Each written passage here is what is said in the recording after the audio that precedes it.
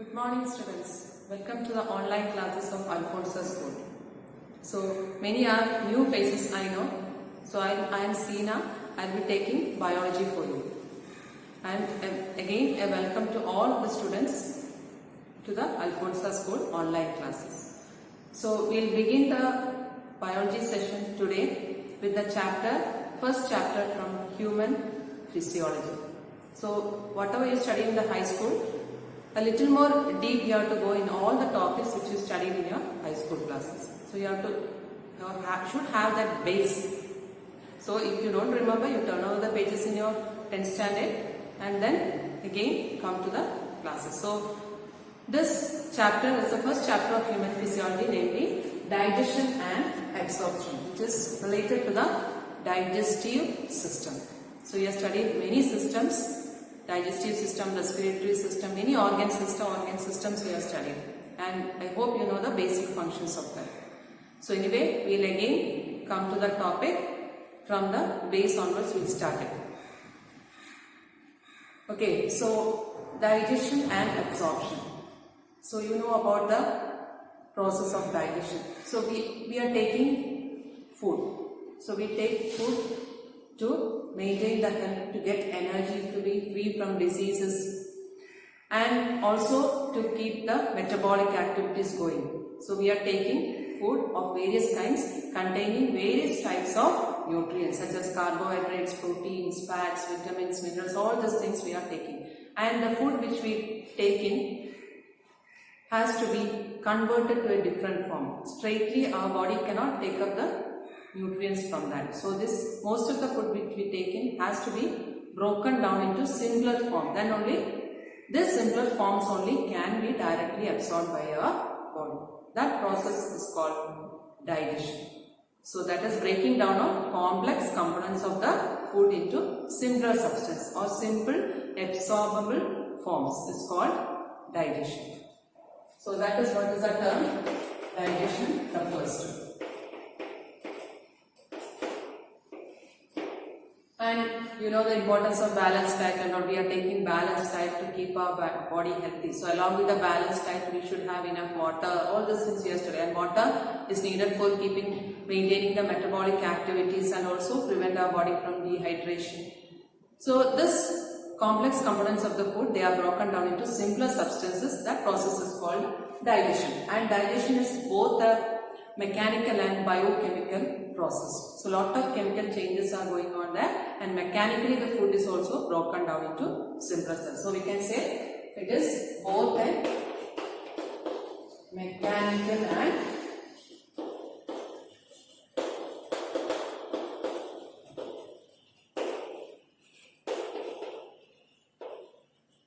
biochemical process. And you know the digestion takes place with the help of a digestive system. So digestive system has a very important role in breaking down the nutrients, giving the needed nutrients to our body and maintaining the total health of the body. So the digestive system, it consists of the digestive organs. So digestive system, it is made up of digestive organs, and also a few glands are also associated. So first we will start with the digestive system.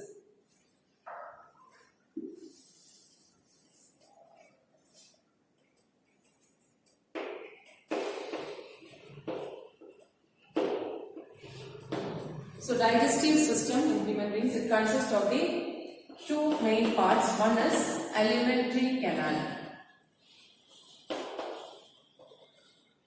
Alimentary canal and the digestive glands. So digestive system consists of the alimentary canal and the associated digestive glands. And the alimentary canals, as you know, it starts from the mouth and ends in anus.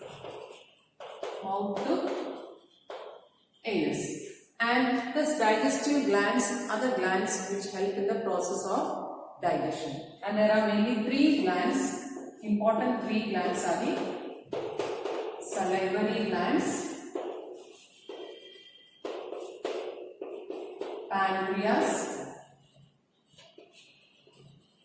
and liver. So these are the three glands called salivary glands, pancreas and the liver, along with the alimentary canal which leads from mouth to anus, form the total digestive system. So in this chapter we have to study complete that is anatomy, that is alimentary canal, structure of the alimentary canal, and also the three types of the digestive glands with the other small glands are also there. Then also the complete process of digestion, where it takes place, how the food is being digested. So first we will go to alimentary canal. Alimentary canal, you have to just wait for what you studied in your 10th standard. So alimentary canal starts from mouth, and it leads to buccal cavity or oral cavity. Then the buccal cavity leads to pharynx. It's a common opening for food and air. Then pharynx leads to esophagus. Esophagus leads to the stomach. Stomach leads to small intestine. Small intestine leads to large intestine. Large intestine leads to the rectum. Rectum leads to anus. Last part of the digestive system. So digestive system starts from the mouth, leads to the buccal cavity, pharynx, esophagus, stomach, small intestine, large intestine, rectum, and then the anus. So in all these parts, so we have to study where all the digestion takes place, which all nutrients are digested in all these parts. So if you take the mouth, inside the mouth, the buccal cavity, there is teeth and tongue. Tongue is a muscular organ which helps in the process of, which also has a role in digestion. So we'll come to one by one all these processes with the help of a small video. Okay, so our body needs food just as a vehicle needs fuel. So we eat different types of food containing complex molecules like carbohydrates, proteins, lipids, vitamins, minerals. And these food needs to be broken down into simpler forms to be absorbed by our body. That process we call it digestion. So we need the digestive system for the process of getting the nutrients from the complex food matter. So these mainly carbohydrates and proteins need to be broken down.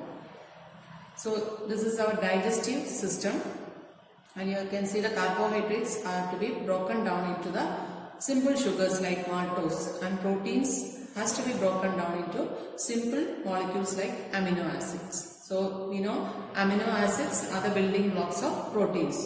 So they are broken down into similar form. So the human digestive system consists of alimentary canal and the digestive glands. So we already discussed about that. Alimentary canal starts from the mouth and ends in the anus. Digestive glands, which consist of the liver, pancreas and the salivary glands. So here we have the alimentary canal. So the alimentary canal starts from the mouth.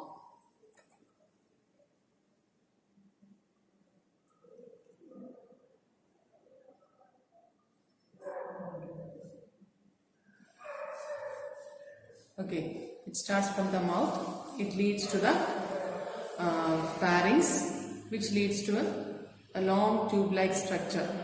This is called the esophagus.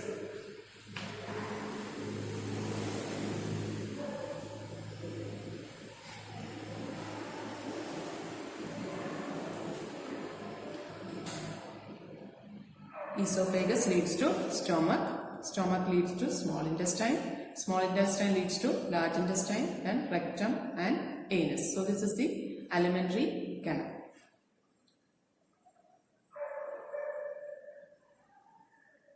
Now first part of the alimentary canal is the mouth. The mouth consists of tongue, muscular organ called tongue, and the teeth.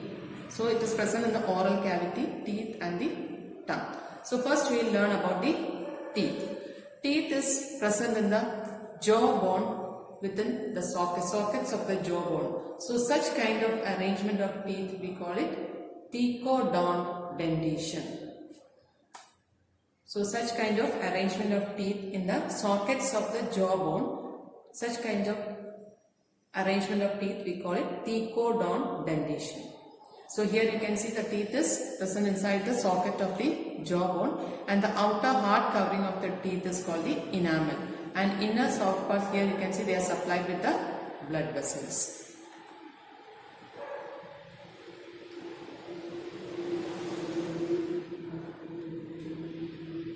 Then another thing, in human beings, our dentition, the type of dentition we can also call it is diffeodont dentition. That is, we have two sets of teeth in our life. That is, baby teeth or milk teeth and the permanent teeth. And the milk teeth is replaced by the permanent teeth when the baby grows to adult. So in that case, we have two sets of teeth, and we call such kind of dentition as diffeodont dentition. So it is thecodont dentition because it is placed in sockets of jawbone. It is called diffeodont dentition because we have two sets of teeth in our lifetime, that is milk teeth and the permanent teeth. Milk teeth is replaced by the permanent teeth. So two sets of teeth, baby teeth or the milk teeth. So it is called, here you can see, diffeodont dentition. Now, types of teeth in an adult. So in an adult, what are the different types of teeth? We have 4 different types of teeth in an adult. So such kind of dentition we call it heterodont dentition. That is, our teeth, they are of 4 types of teeth we have. So that is called heterodont dentition. You can see 4 types are, one is incisors, canines, premolars and the molars. These 4 kinds of teeth are present. So this kind of dentition we can call it heterodont dentition. Now you can see these are the incisors, canines, sharp pointed teeth, then premolars and the molars. Both are the grinding or crushing teeth. So incisors are the biting teeth, canines are the tearing teeth, long pointed teeth, then premolars and the molars, they are the grinding or crushing teeth. And these 4 types of teeth present, they placed inside our mouth, and this can be represented by a dental formula. That is, you can see I, C, P, M and M. On both the jaws, we can represent it by I, C, P, M and M, and dental formula of an adult can be 2, 1, 2, 3 upon 2, 1, 2, 3. This is on one side, upper jaw and the lower jaw, and total we have 32 teeth. Okay, so this is the, now we studied about the teeth, that is teeth, it is, dentition is thecodont, diffeodont, heterodont. Thecodont because it is placed in the sockets of jawbone, diffeodont because there are 2 sets of teeth, and heterodont because there are 4 different kinds of teeth. Okay, next is tongue, another organ inside the mouth. It is called the tongue, which is a muscular organ attached to the oral cavity by a structure called frenulum. So this is a muscular organ present inside the mouth. It is attached to the oral cavity by frenulum, and it is also having a very important role in the process of digestion. And this tongue, on the surface of the tongue we find projections called papillae, and this papillae bear taste buds on them. So on the surface of this tongue there are projections called papillae, and this papillae bear taste buds. And tongue, the function of tongue, of course you know, it helps in swallowing the food, it helps in mixing the food properly with saliva and helps in swallowing, and also it helps us to taste the food. So you can see the papillae and also the taste buds, which help us to know the different types of taste. Now the food which enters the oral cavity, it is chewed by the teeth and it is swallowed with the help of the tongue, which helps in pushing the food into the further parts of the alimentary canal. So the food, once it enters into the mouth, it goes to the pharynx. So pharynx is a common passage for air and food. And here you can see there is a flap of tissue called epiglottis. This is called epiglottis, and this will actually close the passage to the windpipe. Here you can see the windpipe. This is the esophagus. So there is a chance of food entering into the windpipe. So this is closed by a flap of tissue. This is called the epiglottis, and this opening is called glottis. So you can see the windpipe is closed when the food enters into through the pharynx. So inside the mouth the food is, from there it is swallowed, it reaches the pharynx. You can see this epiglottis prevents the food to enter into the windpipe, and the food is pushed into the esophagus.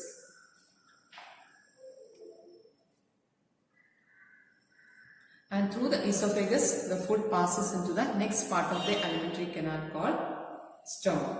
So inside the esophagus, digestion does not take place, and this food is pushed into the stomach by a special type of movement of the muscles. We call it peristaltic movement, which you have already learned. So peristalsis or peristaltic movement of the contraction relaxation of the muscles of the esophagus will push the food into this is called the stomach. And here at the junction of the esophagus and the stomach, there is a structure called gastroesophageal sphincter.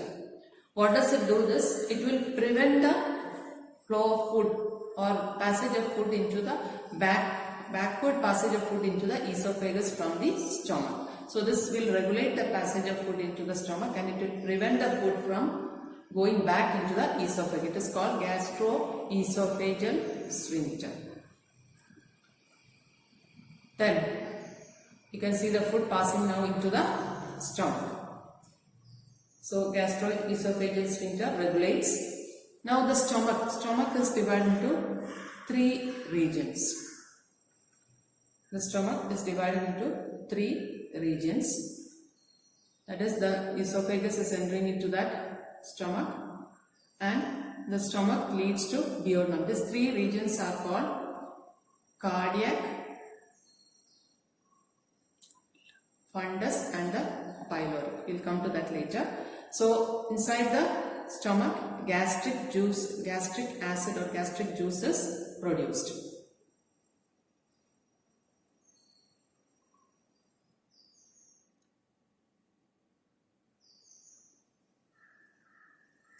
Here you can see this is the fundus region, cardiac region, and this is the pyloric region. 3 parts of the stomach. Stomach has 3 parts. Fundus region, this is the fundus region, then cardiac region and the pyloric region. And here also we find a regulation called a sphincter muscle called pyloric sphincter, which will prevent the backflow of food from the next part of the alimentary canal back to the stomach. So 2 sphincters we studied now. Gastroesophageal sphincter present at the junction of the esophagus and the stomach. Another one is pyloric sphincter present at the junction of the stomach and the first part of the small intestine. Okay.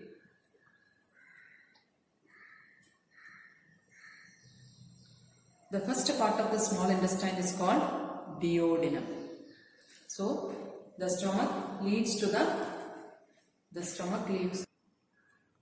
So small intestine, so stomach leads to small intestine. The first part of the small intestine is called duodenum. Duodenum is a small coiled portion, a U-shaped structure. It leads to highly coiled structure jejunum, leads to still highly coiled structure called ileum. So the 3 parts of the small intestine is duodenum, jejunum and ileum. Duodenum is the first part of the small intestine. which is connected to the stomach. And second is jejunum and third is ileum. This small intestine now leads to the large intestine. You can see here the small intestine is joining the large intestine. So the large intestine, the first part of the large intestine is called cecum. So the first part of the large intestine, here you can see, this is called a cecum.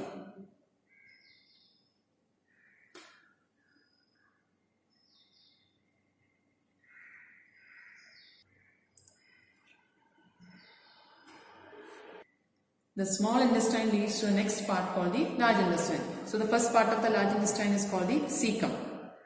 Cecum, it is a part where certain bacteria are present, and this is having a small projection called appendix. Cecum leads to colon, colon leads to the rectum, and then it leads to the anus.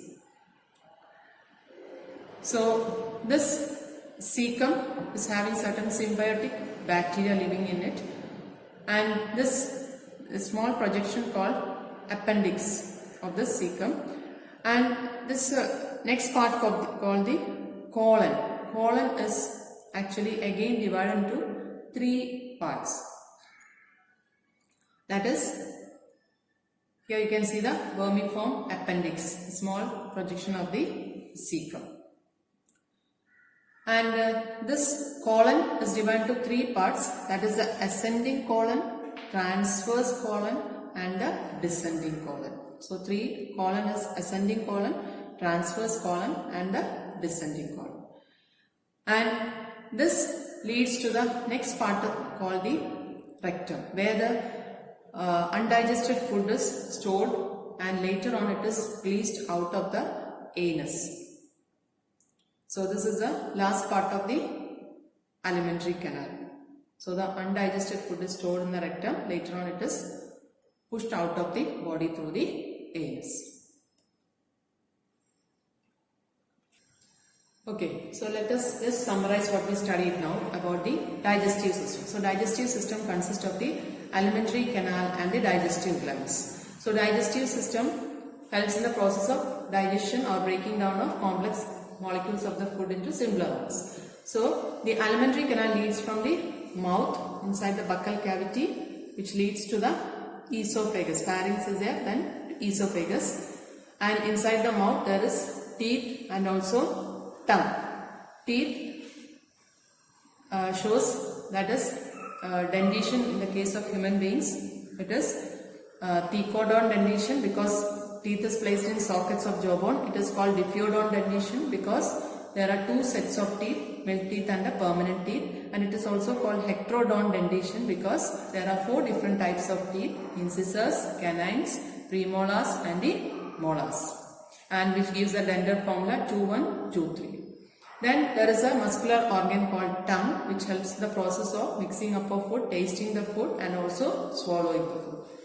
And oral cavity leads to the pharynx, a short portion where there is a common passage for air and food, and the pharynx leads to the esophagus, and it leads to the esophagus, and from the esophagus food is pushed down through the esophagus to the stomach by the peristaltic movements, and the stomach is divided into 3 regions called fundus, cardiac and the pyloric. And there is a sphincter muscle at the junction of the esophagus and the stomach called gastroesophageal sphincter. And the stomach leads to the first part of the small intestine called the duodenum, and there is also a sphincter muscle called the pyloric sphincter, which prevents the flow of partially digested food back into the stomach. Then the duodenum leads to coiled portion called jejunum, which leads to the highly coiled portion called ileum. This ileum last joins with the large intestine, and the first portion of the large intestine is called cecum, which leads to ascending colon, transverse colon, descending colon, which leads to rectum, and from where the rectum, the undigested food and the waste materials are pushed out of the body through the anus. And you can see the glands. This is the liver, and the pancreas is here, and also inside the oral cavity the salivary glands are there. Okay, so today's topic is completed here. So children, I hope this topic is clear for you. So I'll be giving the worksheets. Go through that. Try to answer it in your notebook, and also notes also will be given.